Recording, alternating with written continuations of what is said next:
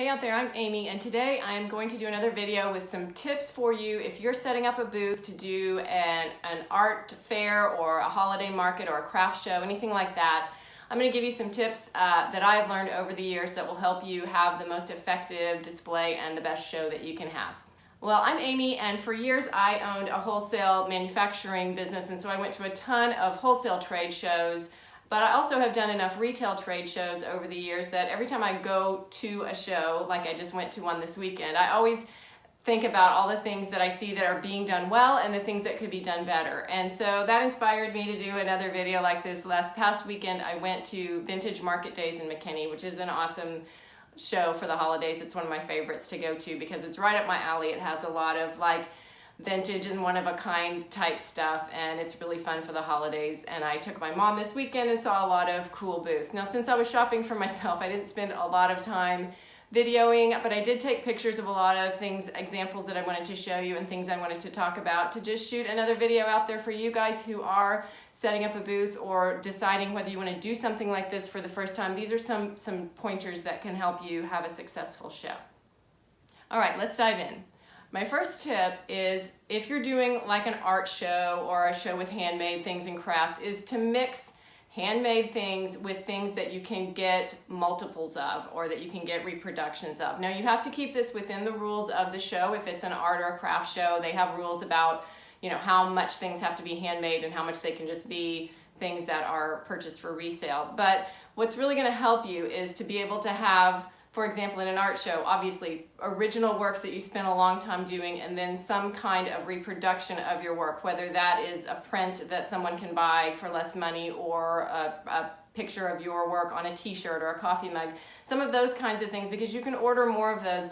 You only have so much time to do hand-painted pieces, but you can add more stuff to your booth if you can have other things that were reproduced mechanically for you, and so that you can offer those to more people. I think I've got an old suitcase that someone's selling, and right next to it there's a basket of trucks that are vintage looking and go along with the theme of the show, but they were obviously bought wholesale from a market somewhere, so they have multiples of these and they can replenish their booth as they need to with those kinds of things. Tip number 2 is along those lines, and it is to mix big expensive items with smaller priced items, lower priced items that you can have that people can buy something from you even if they don't have the budget to get a big expensive piece. In any time you can have a mix of high and low prices in your booth, it will help you appeal to a broader range of customers. They might like your paintings or your craft wreaths or big things that you make, but maybe they don't have that in their budget to get this time, but they want to buy a little something from you, like a Christmas ornament or like a print of something. And that way they are making a connection with you. They can get on your mailing list. They can continue to engage with you as an artist or a brand or a salesperson. So all those things are good. The example I think I have in the pictures here is that there was a booth that had a lot of big vintage pieces and cool old stuff, but they also had buckets all around of Christmas ornaments. And I think some of them probably were vintage, some of them probably weren't, but those are things where you could buy some cool glass ornaments that would be less expensive if you weren't able to buy, say, a big hand-painted nativity scene that was vintage or something like that. So it's good to give people a lot of options depending on what their budget is at that particular time.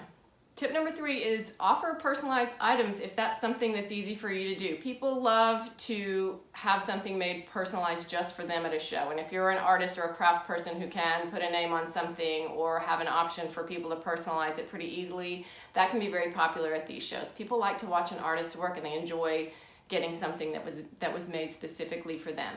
But even if you have a booth that is specifically doing personalized things, I've done this several times where I did hand-painted signs at one of these vintage market shows or something like that. It's also good if you can have other items that are just popular things that you've done in advance, or have them mostly painted except for just one word or one thing you're going to need to add, because sometimes you may get kind of backed up with doing handmade things or hand-painted things live in person, and you still need something that someone could buy in your booth even if you're too busy to finish painting one for them in the time that they have to spend there. So try and kind of have both options for people if you can. Tip number 4 is to find ways to make your booth stand out from the crowd. The example I'm showing here, one that really struck us, was there was a booth that had these twinkle lights spread across Now, a lot of people at Christmas shows will have Christmas lights up. These people had done a ton of lights, and they were the ones that were twinkling and sparkling, and it was just so charming and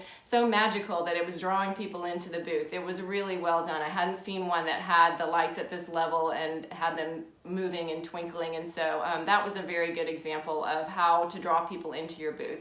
But even if you don't have like the overhead beams and things where you can stretch something across like that, there are ways that you can do something special like that, having things along the backdrop or having something large that draws people's eye in the front of your booth that will make you kind of stand out from the crowd.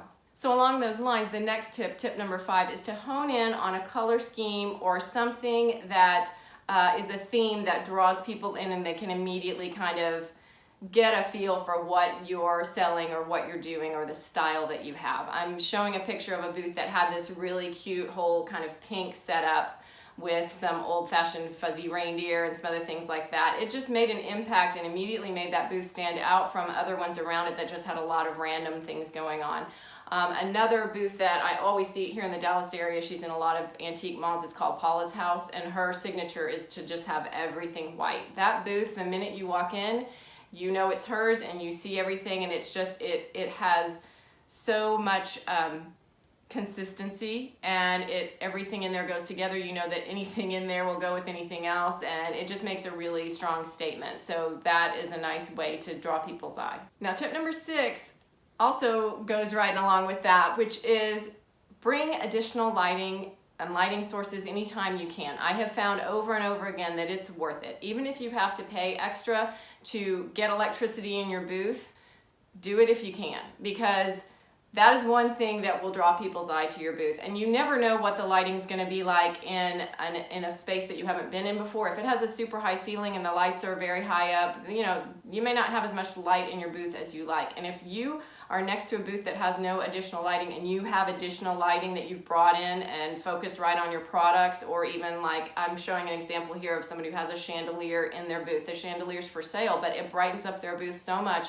it draws the eye to your booth ahead of everyone else's immediately because you have more light. Even putting Christmas trees with Christmas lights at a Christmas show, you know, you need some kind of extra lighting that you can have that will draw people's eye to your booth immediately. So I have found over and over again that it's worth it. And also just getting some inexpensive clip-on lights that you can direct down at your product, it will just make your booth hit people's eye much faster than the other ones around it if they're darker. So it's worth doing.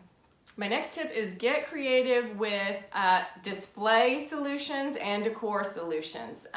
It's fun for people to see something used in a different way, and it shows that you're a creative person, and it makes it more interesting to come to the show. One thing I saw here was a Christmas tree that had earrings all over it instead of decorations, and that was surprising and fun and a great way to display the jewelry that they were selling. Another booth I saw had vintage lace that they had all mixed old tablecloths and things, but they were all kind of off-white, similar color, and they had used them for the backdrop of the booth. And that went along really well with the theme of the show and created this vintage vibe that could draw people in. So that was a creative way to create a backdrop and to use a vintage item like that. And my final tip, number 8, is to keep your sense of humor and have fun with the customers. Sometimes we can get caught up in stresses of the show and you get very busy and you're just trying to rush around and help everybody, and that's great if you're having a busy show. Or something I've seen often when it's a show that's a little slow and maybe you're not selling a lot of stuff is you can start to kind of get a negative attitude about it.